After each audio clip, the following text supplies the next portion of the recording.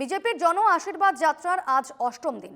নিম্ন অসমের বজালি, টিহু, নলবাড়িতে আজ বিজেপির জন আশীর্বাদ যাত্রা চলছে। মুখ্যমন্ত্রীর আশীর্বাদ যাত্রায় বিপুল সাড়া লক্ষ্য করা যায়।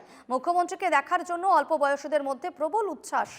অসংখ্য দলীয় কর্মী এবং মুখ্যমন্ত্রীর অনুরাগীদের ভিড়ে জমজমাট আশীর্বাদ যাত্রা।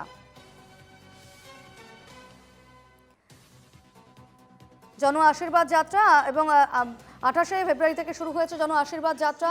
বিভিন্ন জায়গায় ইতিমধ্যেই জন আশীর্বাদ যাত্রা ঘুরেছে এবং আজ নিম্ন অসমে রয়েছে জন আশীর্বাদ যাত্রা বিজেপির। অসমের বজালি, টিহু, নলবাড়িতে আজ বিজেপির জন আশীর্বাদ যাত্রা চলছে। টেলিফোনে রয়েছেন প্রতিনিধি ত্রিদীপ কলিতা। ত্রিদীপ, এই মুহূর্তে কি আপডেট?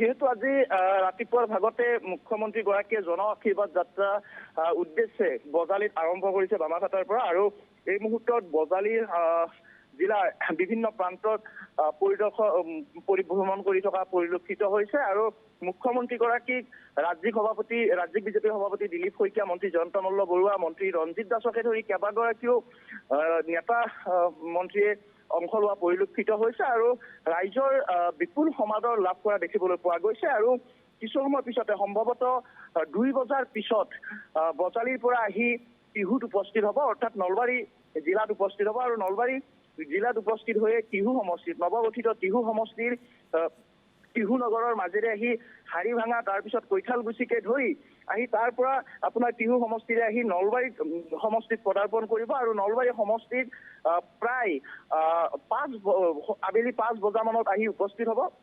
আৰু তাৰ পিছত নলবাৰী সমষ্টিত আপোনাৰ যে খাৰজাৰা আশ্ৰম আছে, খাৰজাৰা আশ্ৰমৰ সন্মুখৰ পৰা মুখ্যমন্ত্ৰীগৰাকীক নলবাৰী সমষ্টিত যিসকল বিজেপিৰ কৰ্মকৰ্তা আছে, জিলা বিজেপিৰ কৰ্মকৰ্তাসকলে আদৰণি জনাব, ৰাইজে আদৰণি জনাব। আৰু তাৰ পিছত আহি নলবাৰী চহৰৰ মাজেৰে আহি নলবাৰী চহৰৰ দেশপ্ৰাণ নগেন শৰ্মা যি আচলতে পাৰ্কিং স্থান, সেই পাৰ্কিং স্থানত এক সভা অনুষ্ঠিত হ'ব। আৰু তাতেই এই জন আশীৰ্বাদ যাত্ৰা আজি সামৰণি পৰিব।